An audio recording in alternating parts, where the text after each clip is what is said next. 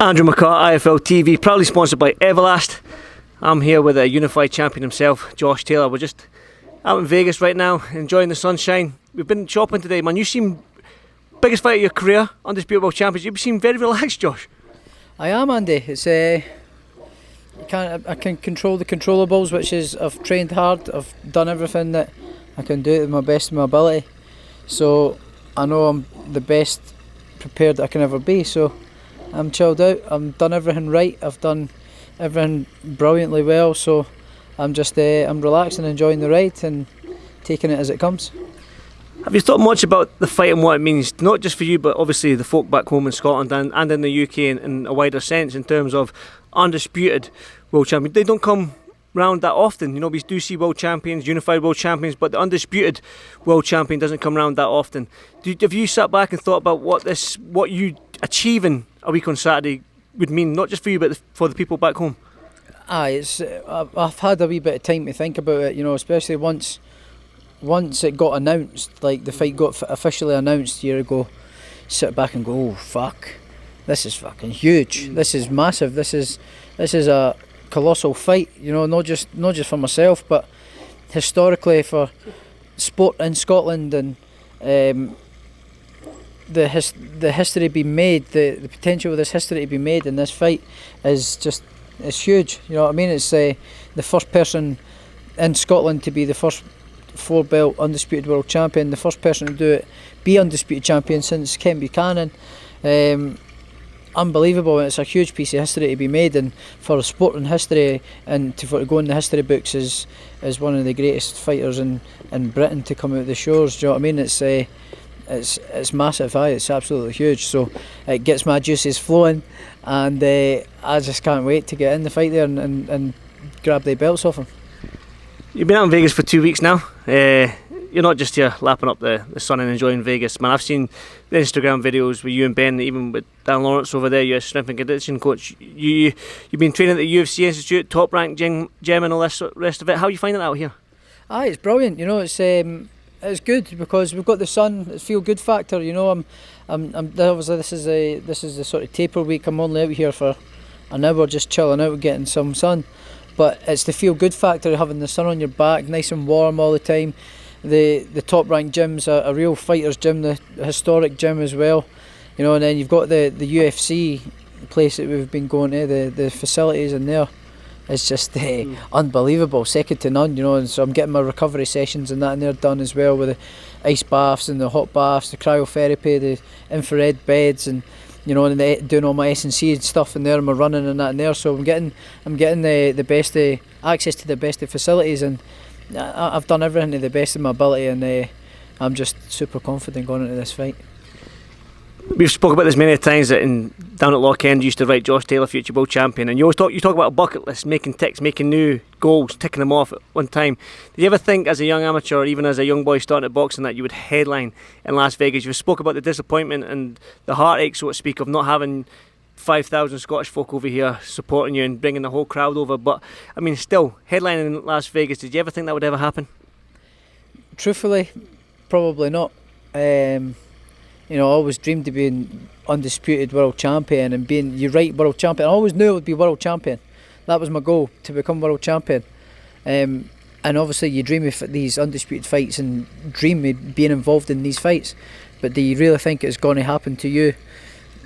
Probably not. You know, it didn't become a realistic goal until the Baranchik fight sort of was coming round about. I knew it was within reach. Do you know what I mean? It was a realistic goal, so that's when I really started gearing towards it. But to be here, if you'd been interviewing me now as a 23, 24-year-old, I'd be saying, but do I really think I want to do it? I would want to do it, but do I really think it was happening? If you really asked me with this, I wouldn't probably believe you in that. Well, we're here. It's happening. Ramirez, May 22nd. Talk to me about Ramirez. He's undefeated. He's a unified champion. Like yourself. Now, a lot of people are saying that Regis Prograis was your toughest fight to date, but how do you see this fight? Is Ramirez, being that he is a unified world champion, he is also undefeated like yourself, is he the toughest fight in your career so far? I'll tell you after the fight. It's impossible to tell you now, but he's certainly the toughest opponent on paper. You know what I mean? He's unified world champion, 26-0. I think it's 13 or 14 knockouts or something, or 17 knockouts I think it is. I'm not sure, but he for sure is certainly the toughest opponent on paper. He's the most decorated opponent I've had. He's a tough fighter. He comes forward. He wears his opponents down. So I am expecting a tough fight, but I just can't see him beating me. Can't see it at all.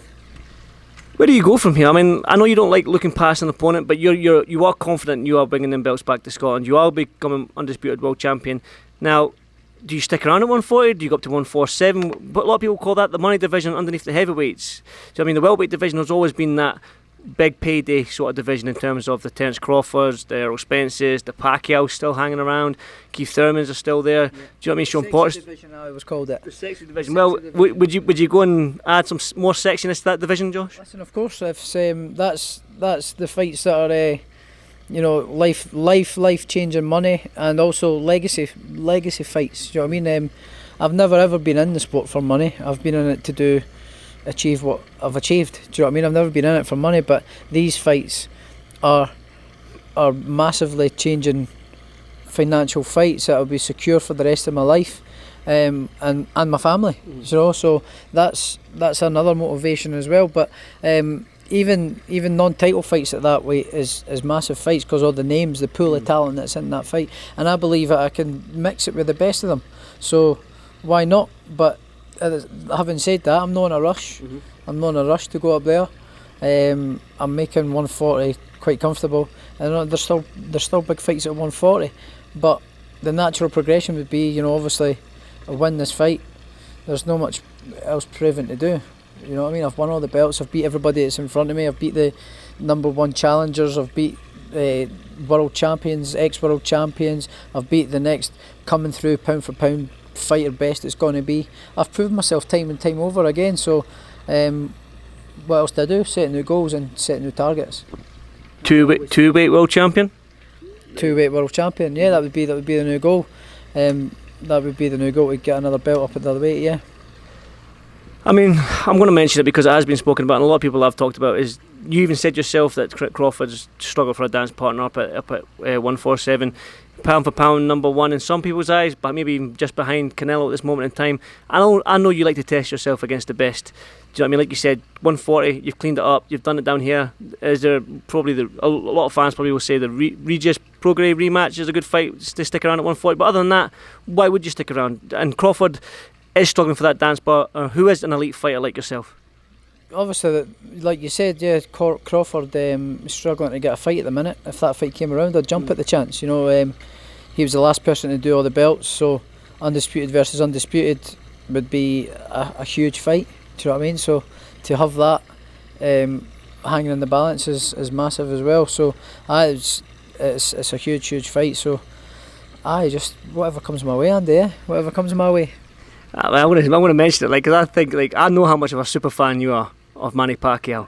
Yeah, Pacquiao was the man. He's still hovering about. He was talked about him fighting Ryan Garcia not so long ago and stuff like that. So he's still about there. I mean, is it crazy to say that maybe one day Josh Taylor versus Manny Pacquiao? I mean, you named your dog Manny, who's tattooed on your leg there. Yep, wee Manny. You love Manny Pacquiao. Is it crazy to say Josh Taylor versus Manny Pacquiao one time in the future? Could you imagine that?